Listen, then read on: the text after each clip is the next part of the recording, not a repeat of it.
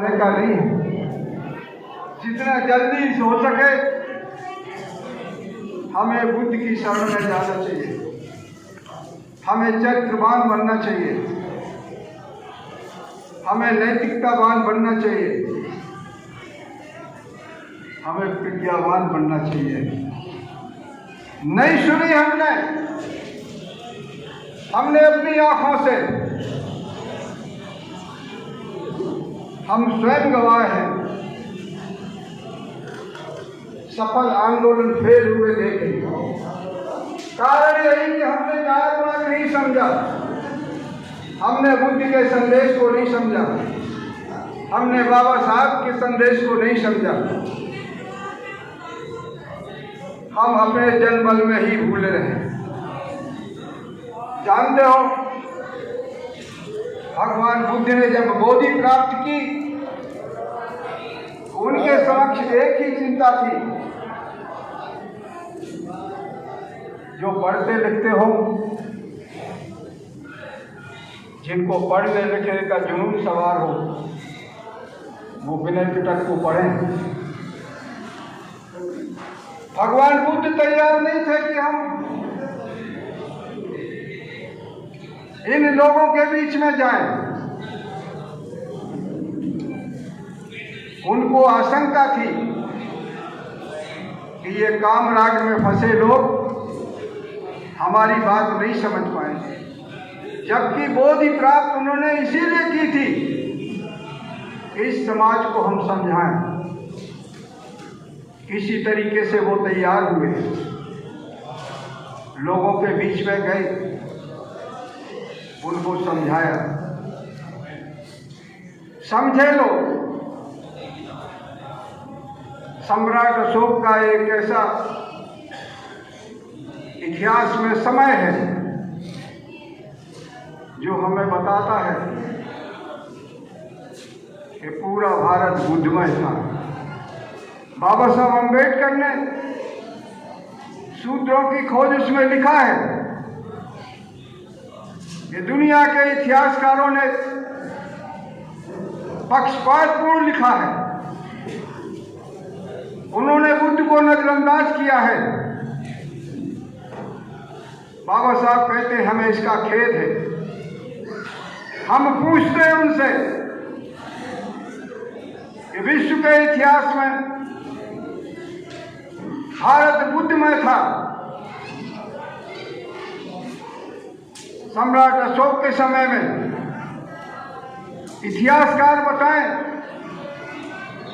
तो सम्राट अशोक के समय में जो पूरा भारत बुद्धमय था, वो बुद्ध कहाँ विलीन हो गए?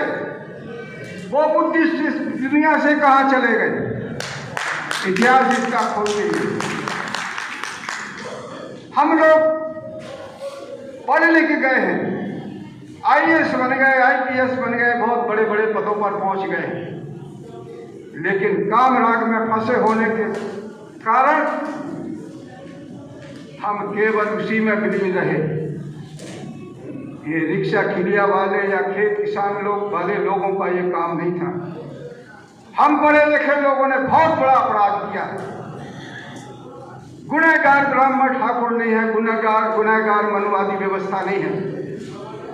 हम चाहे मनुस्मृति जलाएं, चाहे कुछ जलाएं, हमें अपनी प्रवृत्तियों को जलाना होगा। हमें नहीं इससे मतलब है। हम काम राग में फंसे लोग आगे की पीढ़ियों को उलझन में डाल रहे हैं। हम बहुत कुछ कर सकते थे, लेकिन अपवाद के तौर पर कुछ ही लोगों ने यह काम किया है। नौजवान लोगों से हमारा अनुरोध है कि जो हम बूढ़े लोगों ने गुनाह किया है उसको नजरअंदाज करके आप लोगों को बुद्ध और बाबा साहब के त्याग से, मानवर कांशीराम साहब के त्याग से सबक लेने की जरूरत है। बिना इन महापुरुषों को, बिना इन महापुरुषों का अनुकरण किए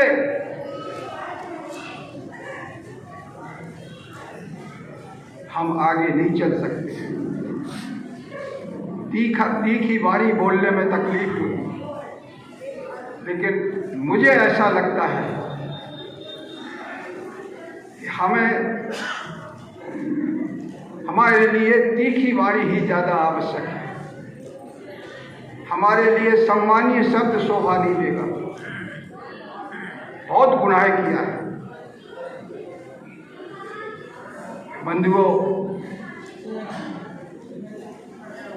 हम कामराग की व्याख्या करें, हमने बहुत बड़े बड़े विद्वानों को सुना है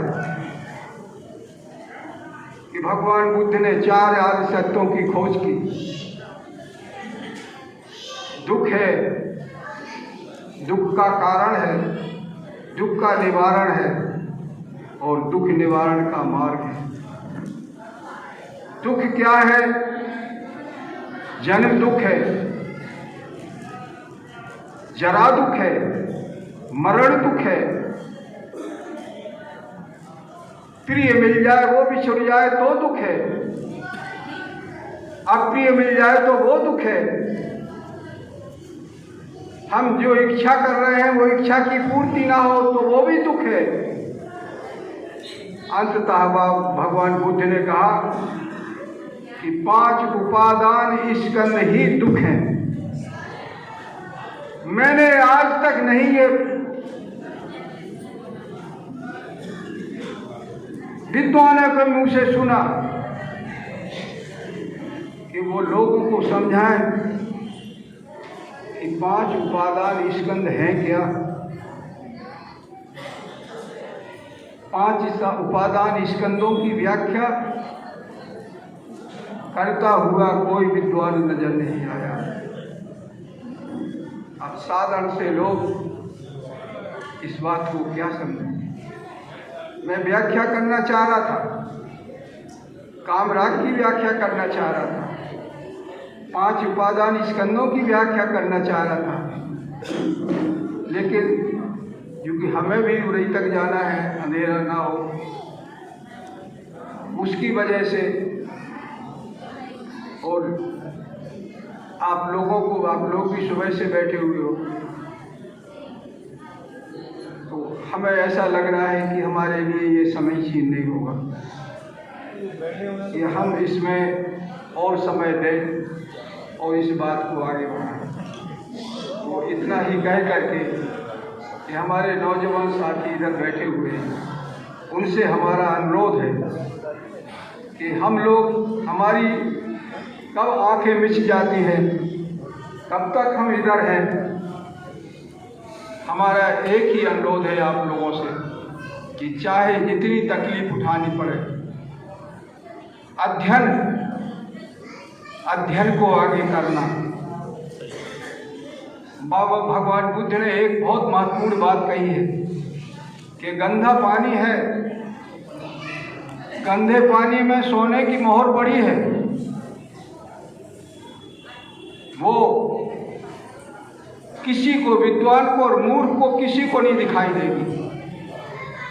और अगर पानी निर्मल है, उसमें मोहर पड़ी है, तो अगर देखने वाला मूर्ख है जो नहीं जानता है कि मोहर कैसी होती है, सोना कैसा होता है, तब ऐसी स्थिति में क्या करोगे? बुद्ध ने बहुत कुछ दे दिया है। बुद्ध ने कहा है कि अगर सवेरे तय करो कि हमें शाम तक तृष्णा से दूर होना है, तो शाम तक तृष्णा से दूर होकर के अरहत बन जाओगे। रात को तय करो कि हमें तृष्णा से दूर होकर के अरहत बनना है, तो सुबह तक अरहत बन जाओगे। ये कौन करेगा? ये वही करेगा जो इसकी इच्छा शक्ति प्रबल होगी। इच्छा शक्ति प्रबल नहीं है अगर, तो आपको पानी में पड़ी मोहर, सोने की मोहर नहीं नजर आएगी। आप बुद्ध को नहीं समझ सकते। बुद्ध को समझने के लिए भगवान बुद्ध ने कहा है कि हमारे धम्म को आधार बनाओ। धम्म को आधार नहीं बनाओगे और ऐसे ही समाज सुधार के लिए चीखते चिल्लाते रहेंगे, हम नई बात बन सकती। धम्म को आधार बनाना पड़ेगा। भगवान बुद्ध राजकुमार थे, कभी उन्होंने तकलीफ देखी नहीं थी। पहली शर्त थी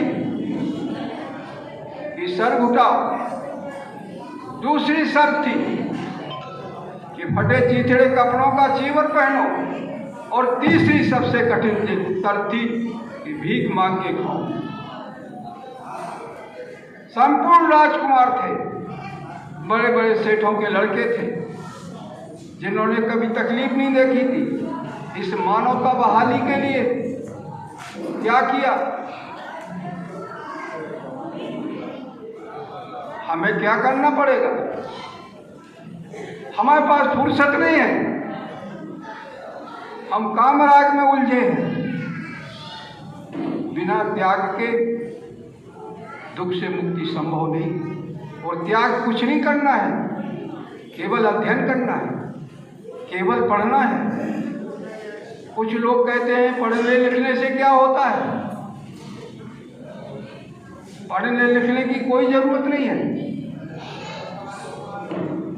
दोस्तों, ये गुमराही है। गुमराह किया जा रहा समाज को। बिना पढ़े लिखे अत्यदीप भाव, इसको क्या कहते हैं लोग? कि दिया की तरह चमको, दिया की तरह पिघले। ये गलत व्याख्या है। दीप माने होता है टापू, दीप माने होती पृथ्वी, पृथ्वी का खंड। हमारे धम्म को आधार बनाओ, उस पर खड़े हो। खड़े होने का मतलब उसको आप साथ करो, इसके बाद आगे बढ़ पाओ। हम पढ़ते नहीं हैं, जो बेचारे सीधे साधे लोगों ने कह दिया वही हम मानने लगते हैं। तो हमारा अनुरोध आप लोगों से ये है कि सबसे पहले पढ़ने लिखने की जरूरत है, गहन अध्ययन की जरूरत है। जब गहन अध्ययन करोगे फिर उसको समझोगे, आत्मसात करोगे, इसके बाद ही दुख से मुक्ति हो पाएगी। इन्हीं शब्दों के साथ जय श्री राम।